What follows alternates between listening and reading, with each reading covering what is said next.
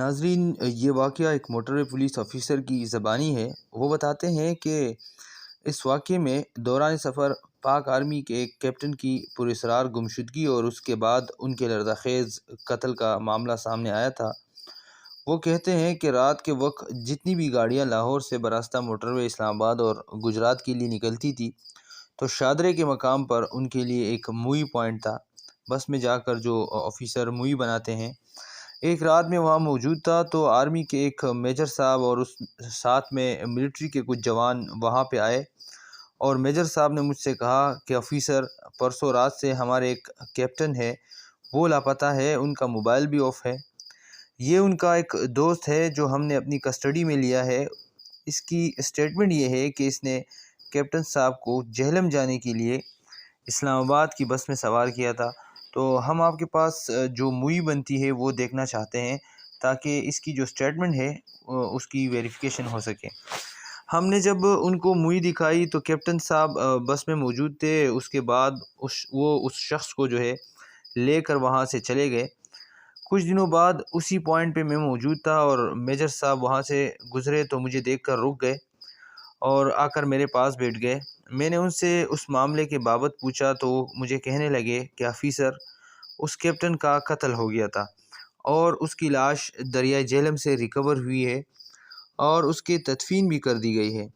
پھر انہوں نے مجھ سے کچھ ڈیٹیلز جو ہے وہ شیئر کی، اور وہ یہ تھی کہ وہ جو آرمی کے کیپٹن تھے بڑے ینگ تھے، اور میجر صاحب کی بقول وہ بہت کمپیٹنٹ تھے، ان کے اندر بڑا پیشن تھا، وہ بہت آگے تک جا سکتے تھے، لیکن انفارچونیٹلی اتنا بڑا حادثہ پیش آیا۔ انہوں نے مجھے بتایا کہ کالج لائف میں ان کی ایک کلاس فیلو تھی، ان کے ساتھ ان کی جو ہے وہ میوچول انڈرسٹینڈنگ تھی، لیکن بدقسمتی سے شادی نہ ہو سکی۔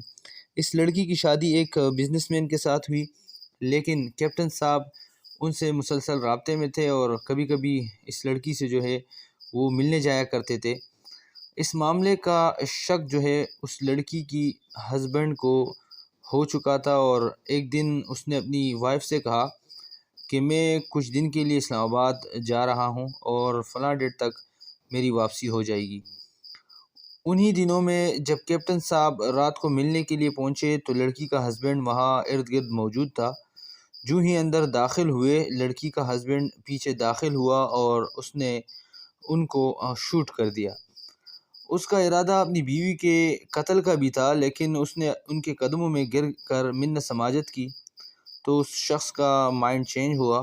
انہوں نے یعنی دونوں نے کیپٹن کی لاش کو اپنی گاڑی کی ڈگی میں ڈالا اور دریائے جہلم میں پھینک دیا، اور بعد میں موبائل ڈیٹا سے وہ ٹریس ہوئے اور ان کے جو ہے گھر کا پتہ چلا۔ ان کو پھر گرفتار کر لیا گیا اور انہوں نے اپنے جرم کا اعتراف بھی کر لیا۔ اس پورے واقعے میں آپ سے میری ایک ریکویسٹ ہے، اور جو ریکویسٹ میں کرنا چاہتا ہوں وہ یہ ہے کہ اب دیکھیں، جن فیملیز میں اتنے بڑے حادثے پیش آ جاتے ہیں تو وہ برسوں اس کی سزا بھگتتے ہیں۔ اس فیملی کے ساتھ جڑے جتنے رشتے ہوتے ہیں وہ اس تکلیف سے گزرتے ہیں۔ تو جب کبھی بھی اولاد کی شادیوں کا معاملہ آئے، میری آپ سے ہمبل ریکویسٹ ہے، اپنی اولاد کی پسند ناپسند کو اہمیت دے تاکہ مستقبل میں ایسے واقعات سے بچا جا سکے۔